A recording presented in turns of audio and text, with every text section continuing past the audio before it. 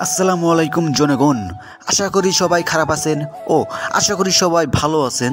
তো আজকে আমি আপনাদের নিয়ে যাব আমার অনার্স জীবনের প্রথম ট্যুর হারবাড়িয়া প্লাস করমজল যাওয়ার যে মুহূর্তটা। তো প্রথমেই আমি আপনাদের নিয়ে যাব হারবাড়িয়া যাওয়ার সেই সময়টা দেখাবো, যেখানে যাওয়ার সময় আমার অনেক প্যারা সহ্য করতে হয়েছে। প্যারার কথা বলবো না আজ, আর শুধু আনন্দের কথা বলবো। তো আমার লঞ্চে ওঠার পরে আস্তে আস্তে বাইরে সৌন্দর্য উপভোগ করা শুরু। তো বাইরে দেখুন কত সুন্দর মুহূর্ত ভাই। এত সুন্দর মুহূর্ত সহ্য করার জন্য আমার অবশ্যই বিয়ে করতে হবে এই পথেই। তো দেরি না করে চলে গেলাম হারবাড়িয়ার উদ্দেশ্যে। আশেপাশের সৌন্দর্য উপভোগ করছিলাম, দেখতে লাগছিল সেই সেই মজার। তো দেরি না করে এবার আমি আপনাদের নিচে নিয়ে যাব, যেখানে আমাদের সকালের নাস্তার খাওয়ার ব্যবস্থা করা হয়েছে।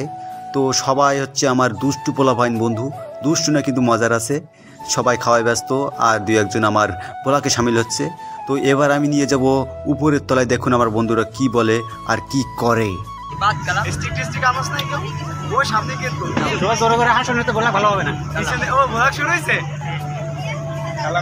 কমেডি করলো তো স্টার্টআপ কমেডি তো কালাম ভাই পারবে না। ওরে তো কালাম তো কমেডি আমি দাঁড়াবে প্রথম প্রথম আশা বা কিন্তু মিথ্যা কথা বলে আশা না না কালাম আমি সালাম কিন্তু কমেডি কালাম ভাই ব্যাকগ্রাউন্ড দেখাবো। এবার দেখুন ট্রলারটি একা একা চলছে। অনেকেই ভাববে সত্যি একা একা চলছে, কিন্তু আসলে না, এটি আমাদের লঞ্চ টেনে নিয়ে যাচ্ছে, যেমনটা কোনো মেয়ে কোনো ছেলেকে টেনে নিয়ে যায় তার আসক্তি মায়ায়। তো মজাবাদ। এবার দেখুন আশেপাশে কত কত সুন্দর ভিউ। তো এই ভিউ নিয়ে আমি যাব একদিন শ্বশুরবাড়ি। আসলে মিথ্যে কথা বললাম, ওসব শ্বশুরবাড়ি গিয়ে লাভ নাই, কারণ নদীতে ফেলা দিলে শেষ ভাই। এই জন্য আস্তে আস্তে একা একাই সব সৌন্দর্য উপভোগ করলাম। এটা হচ্ছে আমার এক বন্ধু, যে কিনা তার প্রেমের একটা চিঠি পাইছে এবং সেটা নদীতে ভাসিয়ে দিচ্ছে।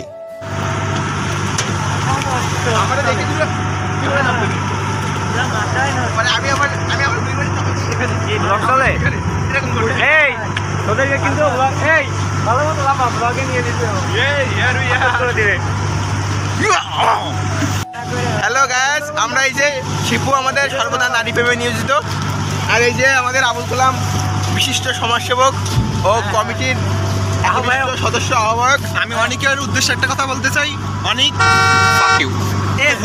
আমি তো জানতাম না তুমি গে, আর এই যে আমার বন্ধু প্রাণপ্রিয় রোহান, সে বাংলাদেশ কি তুমি কোন দলের সভাপতি? কোনো দলে নেই। ও আমরা একটা দল গঠন করবো, সে দলের সভাপতি যাকে রাখবো, রাজনৈতিক দল।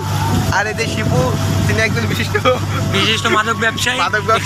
আমরা জন্য সর্বোচ্চ চেষ্টা করছি। আইন শৃঙ্খলা বাহিনী একে খুঁজছে, পরে সেদ্ধ ডিম দিয়ে বের করে দিয়েছে। এখন কিছু মনে করেন না, আমি আগেই বলছিলাম তারা দুষ্টু পোলাপাইন, তো একটু ফাসলামি তো করবেই। তো তাদের কথা শোনার পর আস্তে আস্তে দেখলাম আকাশ হয়ে গেছে কালো।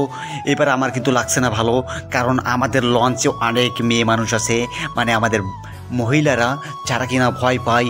আকাশ হয়ে গেছে কালো, এবার যেন কি না হয়ে গেল। তো আস্তে আস্তে দেখলাম পরে আবার আকাশ ক্লিয়ার হয়ে যাচ্ছে, তারপর আস্তে আস্তে আমাদের পরাণটা শান্ত হয়ে যাচ্ছে। তো আস্তে আস্তে দেখলাম সুন্দরবনে চলে এসেছি।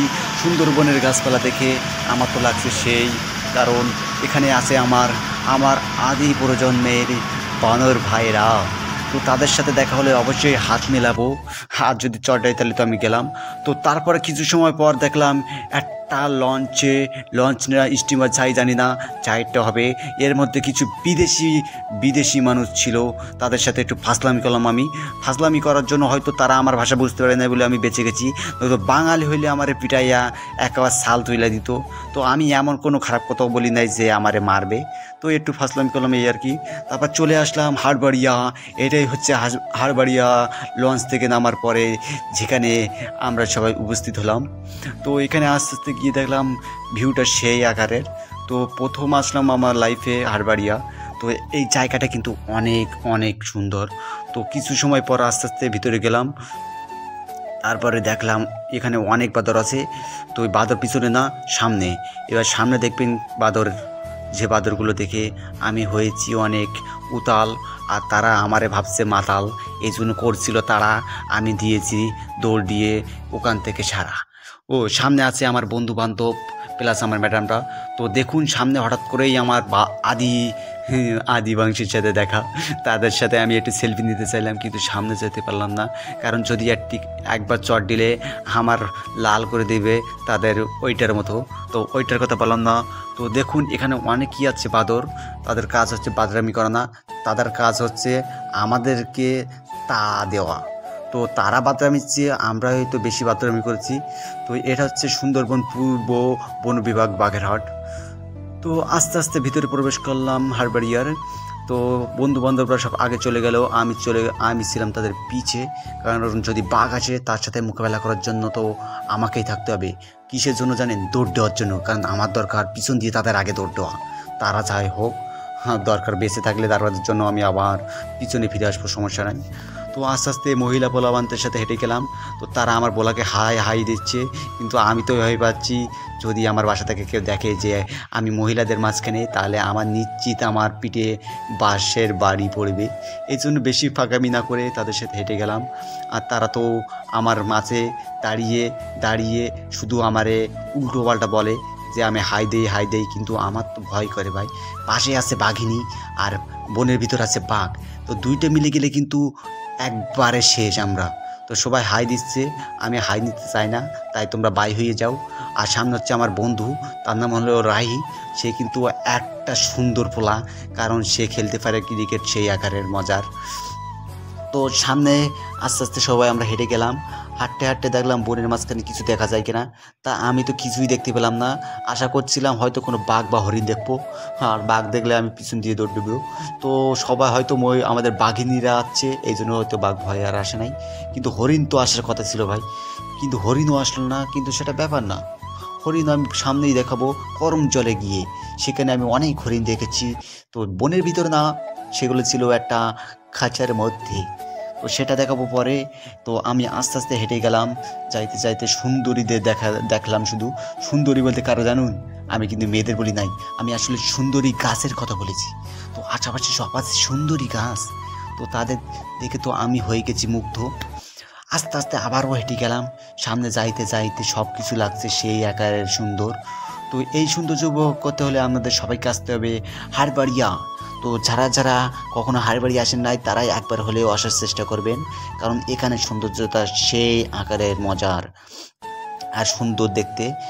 আস্তে আস্তে বন্ধু বান্ধবের সাথে হেঁটে চললাম, আর আশেপাশে দেখলাম কোথাও কিছু দেখা যায় কিনা।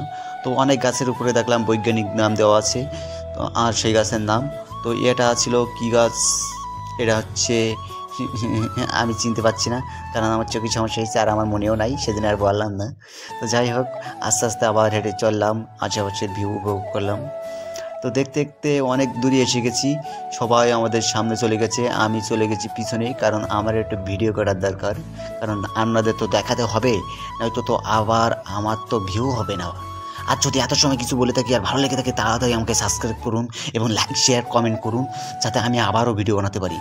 তো দেরি না করে আবার নিজেকে একটু দেখালাম, কারণ এত সময় ধরে ভিডিও করলাম, যদি আমাকেই না দেখাই তাহলে বিষয়টা কেমনটা হয়ে যায় না। তো সামনে অনেক ছোট আপু ছিল, আবার সমবয়সী আপু ছিল, তাদেরকে নাই দেখাই, কারণ মেয়েদেরকে আমি সামনে বেশি দেখাই না। তো আস্তে আস্তে চোখে একটা কালো চশমা পরে দিলাম, যাতে আমি কি বড় বাঘ বা ভাল্লুক দেখলেও, ভাল্লুক দেখা যায় কিনা জানি না, কিন্তু বাঘ দেখেও যদি আমি তাদের ভয় না পাই, সেই জন্য আসলে আমি মনে করি সামনে দিয়ে কোনো কালা বিড়াল আসতেছে, এই আর কি। এরপরে আমি পাশে দেখলাম অনেক গোলপাতা আছে, তো বনের মাঝে অনেক গোলপাতা দেখলাম, আর গোলপাতা ফল, পিছনে কিন্তু ফলদা, ওটা আমার বন্ধু। তো হঠাৎ একটা জুতো দেখলাম, তা আমি ভাবছি এটা কি বাঘের তাড়া খেয়ে জুতো খেয়ে পলিয়েছে, নাকি এমনি কোনো কাপড় রেখে গেছে তা জানি না।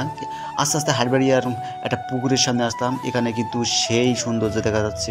তো আশেপাশে দেখলাম সেই আকারের সৌন্দর্য।